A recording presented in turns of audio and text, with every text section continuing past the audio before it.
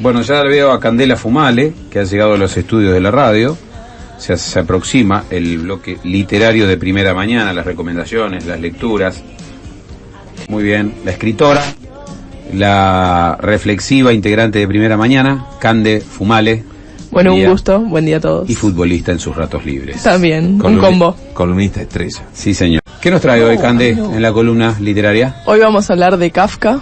Y la estoy intimidando un poco a Marina porque para llegar al micrófono me tira encima. Ahí está, ahora sí.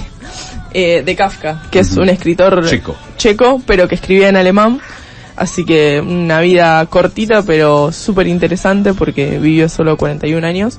Falleció de tuberculosis, pero es uno de los clásicos, más clásicos de todos. A partir de su apellido se lo utiliza como la expresión para aquellas cosas que son difíciles, complicadas de resolver, caminos intrincados de la vida. Se le utiliza el término kafkiano. Exacto. Sobre todo porque es una descripción de la burocracia, de todo el laberinto creado, claro, en donde nunca se termina de saber quién es el que maneja los hilos. Franz Kafka, cuya obra principal ha sido... Bueno, tiene varias. Dos de las que vamos a hablar principalmente hoy son La Metamorfosis, que es una de las más conocidas, y El Proceso, que toca este punto que nombraba Javier de la burocracia. Perfecto. Una vida muy complicada, Sí. Mucho sufrimiento también, ¿no? Por enfermedades. Enfermedades, una relación con el padre que lo marcó mucho. El padre era muy opresivo con él y eso se ve en toda su literatura, él lo deja reflejado. Hay un librito, Cartas a mi padre. Exacto. Esto avala la idea de que las personas que sufren los peores procesos, que están sometidos a necesidades, crueldades, a situaciones muy traumáticas, tal vez paralelamente vayan generando un potencial artístico fenomenal, ¿no? Cande, hay una particularidad, no sé si la vas a decir más adelante. A ver. ¿La vas a decir más adelante? No sé a qué te referís. Te lo tiro así, a ver, con intriga. ¿Gracias a qué estamos hablando de Kafka o a quién? Ah, muy bien, ahí está. Entonces sí, vamos a mencionar eso, porque la última voluntad de Kafka fue que todos sus escritos se quemaran. Durante la vida de él se publicaron apenas 2 o 3 libros cortos, algunos de cuentos, pero su última voluntad fue justamente que se queme todo porque él tenía una autoestima bastante baja y no creía que era muy bueno lo que él hacía. Pero tuvo un amigo que fue bastante desleal a esta voluntad y en vez de quemarlos, los publicó. Porque ese amigo también era escritor, entonces estaba metido en el mundo editorial y publicó todos sus escritos. Y gracias a eso, hoy conocemos a Kafka como lo conocemos. Bueno, lo vamos a conocer un poco más, la gente que no está tan empapada en el tema, en minutos nada más. Exacto. Franz Kafka, el protagonista de hoy. Candela, te detuviste en este escritor checo. ¿Razones?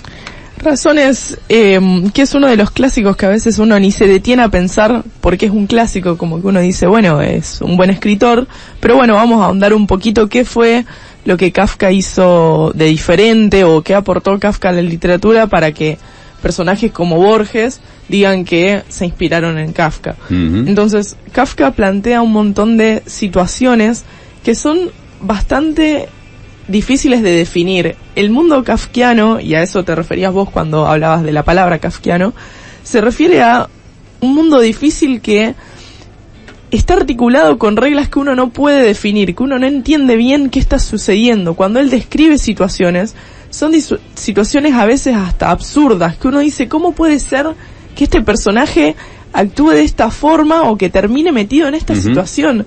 Entonces te lleva a un extremo de decir, ¿cómo es que uno termina de repente metido en todo este engranaje y produce esto que se llama alienación? Es decir, sentir que uno está en un lugar que no es el que corresponde y te da esa sensación que a veces uno tiene en los sueños, que el sueño es como que te va llevando y uno no tiene control sobre lo que va sucediendo en el sueño. Bueno, eso es lo que plantea Kafka, que como bien nombrabas vos antes, Javi, mencionabas el tema de la burocracia y hay un libro de él que es un poco denso de leer, pero es muy, muy bueno, que se llama El Proceso, que él cuenta justamente que un día le llega una carta comunicándole que le estaban haciendo un juicio y toda la novela avanza sin que él sepa bien por qué le están haciendo juicio y cuáles son los términos del juicio que le están haciendo o la condena que él va a sufrir. y es como que el personaje va siendo así como llevado de los pelos, y en ningún momento se detiene a agarrar un funcionario y decirle, escúcheme señor, dígame realmente qué está pasando. Eso no sucede en ningún momento. Entonces uno se termina desesperando y tiene un final trágico la novela, pero justamente porque a lo último el deseo del personaje simplemente es acabar con esa pesadilla, es decir, descubrir cuál era ese juicio o concluir el juicio, porque estaba atravesando todo ese proceso sin saber bien a dónde lo llevaban o cuál era la situación, e incluso físicamente los tribunales a donde él tiene que ir no es lo que uno se imaginaría como un edificio público, son unos tribunales que están a las afueras de la ciudad y él tiene que meterse por una casa, otra casa, estructuras medio enrevesadas, y la novela está toda contada con tonalidades grises, las cosas que describe son siempre blancas, negras, gris, entonces al final de la novela uno termina con esa sensación de opresión que siente el personaje, que un poco es una crítica hacia cómo funciona el sistema legal, que probablemente en la Checoslovaquia de ese momento haya sido distinto a la Argentina, pero bueno, uno puede ver el paralelismo con nuestro país también, esa sensación de que la ley es inaccesible, de que uno, siendo un simple ser humano, no tiene cómo llegar a las esferas altas de la ley.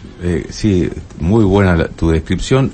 No solamente la ley, todo el sistema, ¿no es cierto?, que creado por el hombre para la vida social, se ha convertido en una verdadera pesadilla. Vos hablabas de la palabra sueño. Sí. Es pesadilla lo que termina apoderándose del lector, que se mete, digamos, y se mimetiza con los personajes de la obra de Kafka. Es eso, esa sensación de opresión, de pesadilla. Vos estás viviendo una verdadera pesadilla que termina despersonalizándote, alienándote, sacándote todo tipo de respuesta, hasta las ganas de saber realmente dónde está la verdad. Exactamente, y bueno, la otra novela que íbamos a mencionar, que es La Metamorfosis, todos más o menos sabemos la trama. Es este señor Gregorio Samsa que un día se despierta directamente convertido en un insecto. Algunos dicen que es un escarabajo, otros dicen que es una cucaracha, en la novela eso no se aclara, pero la novela avanza sobre cómo el personaje se va acostumbrando a esta nueva existencia que tiene, pero en ningún momento se toca el porqué. Y la familia. Exactamente, cómo la familia va acostumbrándose a que un nuevo miembro sea un bicho, pero en ningún momento se cuestiona el porqué de esa transformación. ¿Por qué Gregorio Samsa se despertó convertido en un insecto? Es de lectura compleja, Kafka, es una lectura simple que permite al lector no estar incluso tan concentrado para hacerlo. ¿Cómo lo definirías? Me parece que, bueno, obviamente depende un poco de las traducciones, porque al estar escrito en alemán hace un poco más de 100 años, por ahí hay diferentes traducciones, algunas más logradas que otras. Kafka es un poco difícil de leer, pero por esto que comentábamos de los espacios que plantea, a veces hace un poco largo porque justamente te genera esta sensación a veces de opresión, pero es propia de su literatura. No me parece que sea difícil de leer por cómo lo relata. Yo tuve la oportunidad de hacer una obra de Kafka, que era una adaptación de una novela inconclusa, El Castillo. Y realmente, del lado de como actor lo digo, cada función era meterse en una pesadilla, en donde el público salía y decía, me falta el aire, porque te saca hasta el aire, la desesperación de darte cuenta de que alguien dentro de este sistema armado por el hombre está guiando tu vida, te está diciendo que vos tenés que hacer esto, esto y esto. Cuando querés empezar a escarbar por qué tengo que hacer esto, por qué tengo que cumplir con esto, quién da la orden de que esto sea así, es imposible saberlo. Está en esa categoría de artistas que no imaginó en vida lo que iba a ser su nombre en las décadas posteriores, ¿no? Exactamente. Recuerdo un Van Gogh, por ejemplo, que murió obviamente con una ausencia de bienes materiales totales, y la vida que fue signada por el sufrimiento de Franz Kafka, inimaginable para él lo que sería su nombre en la época posterior, ¿no? En décadas posteriores, cuando se conocieron sus libros a pesar de él. Exactamente, como decíamos antes, él había pedido que sus libros se quemaran, pero un amigo los publica de todas formas, y muchas de sus novelas estaban inconclusas o desarmadas, como la que vos nombrabas, El Castillo o El Proceso. Y bueno, gracias a ese desacato de ese amigo tenemos lo que... ¿Por qué habrá preferido mantener el anonimato su obra? ¿Por qué será? Dicen que él era bastante... Él escribió muchos diarios durante su vida, entonces en esos diarios iba contando cómo él se sentía respecto de su escritura, y muchas veces era bastante... tenía una autovaloración exacto, muy baja, ¿no? Él no pensaba que lo que él escribía fuera tan bueno, entonces un poco creo que tiene que ver con eso, y con la relación que él tenía con su padre. Su padre lo obligó a estudiar Derecho, él se recibió de esa carrera y trabajó en varias empresas de seguros durante toda su vida, y vivió realmente una vida muy intensa, porque después de trabajar todo el día en la empresa de seguro, escribía durante toda la noche. Entonces su cuerpo empezó a entrar en esa vorágine de insomnio, y realmente fue mucho lo que escribió. Entonces realmente dedicaba muchas horas del día a lo que realmente era su pasión, no lo que era su profesión. Bien. Pero el padre un poco estaba en desacuerdo con eso, entonces escribir era como liberarse de toda esa presión. Y esta relación turbulenta que tenía con su padre se ve en muchos de sus escritos. Por ejemplo, en La Metamorfosis, justamente el padre es el primero que lo rechaza cuando él se convierte en un insecto y le tira una manzana, y gracias a esa manzana que le golpea, el personaje después termina muriendo porque se infecta su cuerpo con esa fruta que se le pudre sobre la espalda.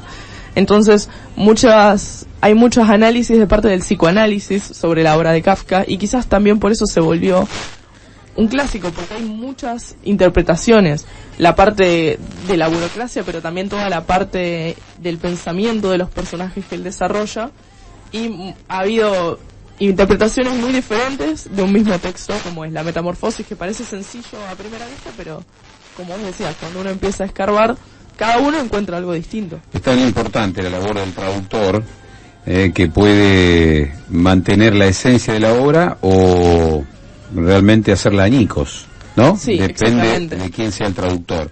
Y Marcos hace un aporte. Fíjense que Luis Borges hizo la traducción de La Metamorfosis y otros cuentos de Kafka. Así que se consiguen, dice Marcos. Yo no tenía ese dato de que Borges había traducido a Kafka. Yo sabía que lo había traducido, pero no tuve el placer de leer esas traducciones. Sí, sí. Y eso habla también un poco de la viveza de Borges para elegir los autores a quienes traducir, ¿no? No eligió a autores perdidos, sino realmente autores que... Murió joven, ¿no? Hay que hablar. Sí, Franz murió Kafka. A los 41 años o 42 años de tuberculosis. En realidad vivió muchos años con esa enfermedad, pero fue deteriorándose su salud.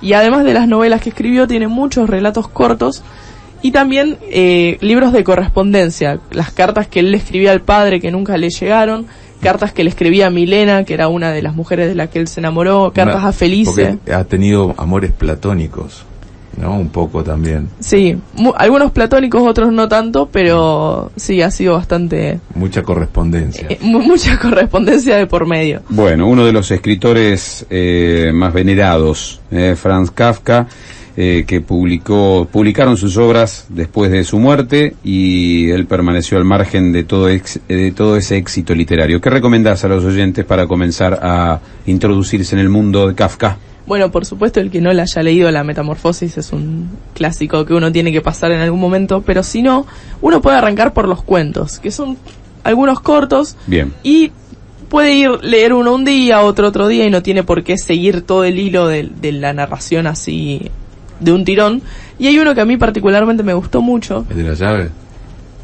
Ese también, pero uno que se llama El silencio de las sirenas. Es muy cortito y hace un planteo diciendo que Ulises, habla del mito ese tan conocido, que Ulises se tapó cuando iba en el barco las orejas con cera para no escuchar el canto de las sirenas y así no ahogarse. No sucumbir, claro. Exactamente, no sucumbir, pero él dice que lo más terrible de las sirenas no era cuando cantaban, era cuando no cantaban. Porque cuando no cantaban, la persona que se salvaba terminaba con una grandeza, con un ego de haberse salvado, que era lo que realmente después hundía a la persona. Es interesante el planteo que hace, y es un relato muy corto, muy irónico, que bueno, para arrancar un poquito ahí, meterse en el mundillo de Kafka, está bueno. Bien. Bueno, y yo sé que acá se incentiva la lectura, pero quienes también les gusta el cine, hay muchas películas que se hizo sobre obra de Kafka. Una es una versión de Orson Welles sobre el proceso, que trabajó Anthony, el que trabajó en la de Hitchcock, ¿cómo se llama? Hopkins. Hopkins es Anthony Hopkins. Anthony Hopkins, ¿es el flaquito? No, Anthony Perkins. Perkins. Anthony Perkins, ese es. El que hizo la de Hitchcock. Bueno, si ven esa película, está muy bien hecha y está por dos genios, juntaron a Kafka con Orson Welles. Bueno, Cande, interesante hoy y ojalá que estimulemos la lectura de uno de los clásicos del siglo XX. Bueno, bienvenida a con esta recorrida por la vida de Franz Kafka y su obra literaria. ¿Cómo cerramos? Bueno, cerramos con un pequeño fragmento de El silencio de las sirenas que te mencionaba, que dice: sin embargo, las sirenas poseen un arma mucho más terrible que el canto, su silencio. No sucedió en realidad, pero es posible que alguien se hubiera salvado alguna vez de sus cantos, aunque nunca, jamás, de su silencio. Una de las reflexiones de Franz Kafka, que hoy ha traído aquí a la mesa de Primera Mañana y ha recordado su imagen, su carrera. Candela Fumale.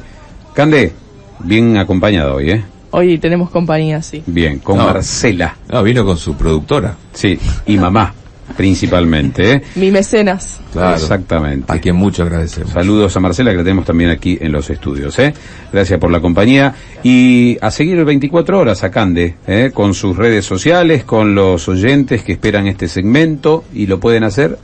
Bueno, en Instagram, Candela Fumale, en YouTube están las columnas anteriores de este programa, y si no, el blog, escritoscosmicos.video.blog. Y bueno, no pasó hasta ahora, pero si algún oyente quisiera una columna particular sobre algún autor, también podría hacer el pedido. Muy bien. Exacto. Así está, cerrando entonces con esta convocatoria a los oyentes, Candela Fumale. Que tengas un buen jueves. Gracias, Marce, por la visita. Y seguimos en Primera Mañana luego de visitar algunos puntos altos de la literatura occidental. 9:42.